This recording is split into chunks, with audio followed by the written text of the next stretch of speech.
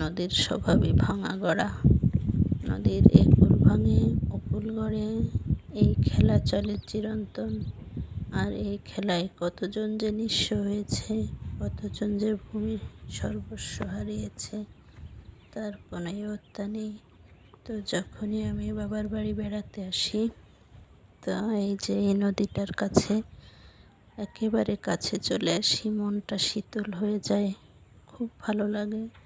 অন্যদিকে খারাপও লাগে নদীর এই ভাঙন দেখে। এই যে সরকার থেকে উদ্যোগ নিয়ে বস্তা ফেলেছে, তারপরেও নদী ভেঙে যাচ্ছে। আসলে বিধির বিধান। কতটা জায়গা এলাকা জুড়ে এইভাবে বস্তা ফেলানো হয়েছে,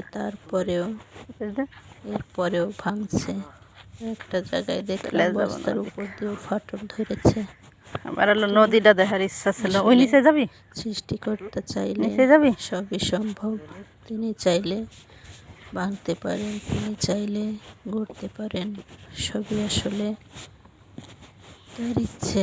আমাদের সাধ্যের ভিতরে সব কিছু থাকে না, এটাই বাস্তব, এটাই সত্যি। এই যে নদীর কূলে দাঁড়িয়ে দাঁড়িয়ে দেখছি আর আপনাদের দেখাই। ভালো মন্দ দুটো দেখি আসলে সব জায়গায় কাজ করে। পাশে যেমন ভাঙছে, ও পাশটা তেমন গড়ছে। চর উঠেছে, অনেকের জমি উঠেছে, অনেকে নতুন জমিতে ফসল ফলাচ্ছে, ঘর বাড়ি বানিয়েছে।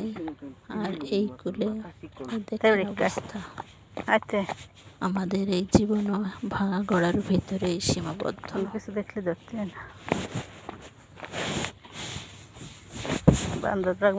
খাই রাখতে। অনেকটা জায়গা এভাবেই ভেঙে যাচ্ছে। এই যে দেখেন, বস্তা দেওয়া হয়েছিল, তাও ভেঙে এই যে ভেঙে চলে গেছে। এভাবে সত্যি বুকটা হাহাকার করে ওঠে এগুলো দেখলে।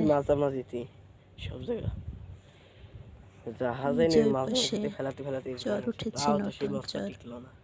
অনেকের আনন্দ, অনেকের শান্তি। যত দূর চোখ যায় এইভাবেই বস্তা দিয়ে, বালি ভর্তি বস্তা দিয়ে বেঁধে রেখেছে। এই যে যদি একটু ভাঙন রোধ করা যায় সেই আশায়। অনেকটা এলাকা জুড়ে ঠিক এইভাবে